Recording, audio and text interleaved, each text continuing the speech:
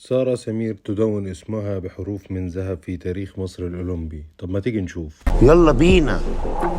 هتكلم عن تاريخ سارة سمير في الأولمبياد، وبعد كده هحكي لكم قصة سارة سمير اللي عانت كتير قبل أولمبياد باريس 2024. سارة سمير لقبت بالفتاة الذهبية لأنها حققت البرونزية في أولمبياد ريو دي جانيرو وهي في عمر 18 عام، وبعدها في 2020 تم حرمانها من المشاركة في أولمبياد طوكيو بسبب خطأ إداري لتتوقف عن ممارسة اللعبة، لتعود مرة أخرى سارة سمير في 2024 وتحقق الميدالية الفضية بأولمبياد باريس عن جدارة واستحقاق. ندخل بقى على حكاية سارة سمير. وهي في سن 18 سنة رفعت اسم مصر بميدالية إعجازية في ريو دي جانيرو في 2016، وفي ظل ما كان الكل متوقع إنها تنافس على الذهب في طوكيو 2020 تحصل فضيحة المنشطات ويتوقف اللعيبة بسبب فساد الاتحاد، وتروح عليها المشاركة التاريخية وتقول وقتها لو كنت موجودة كنت هجيب الذهب، لأن مجموع وزنها في الوقت ده كان أعلى من اللي فازت بالذهب. وعدت ساعتها إن هي هتعوض كل اللي فاتها، وقررت سارة سمير تتدرب خلال فترة الإيقاف عشان تكون مستعدة لأي وقت ترجع فيه. وفعلا بعد معاناة سارة سمير والعودة من الإيقاف قدرت تدخل كأس العالم في كولومبيا وتحقق فيها 3 ذهبيات بعد العودة من الإيقاف من سنتين بس، وتتصدر التصنيف العالمي في وزن 76 كيلو جرام، وترجع بقوة لباريس وعينيها على الذهب. سارة سمير أبهرت العالم بعد عودة من بعيد جدا، وتحدت خلالها كل الظروف اللي كانت ممكن تخلص عليها، ودخلت على أولمبياد 2024 في باريس عشان تشارك.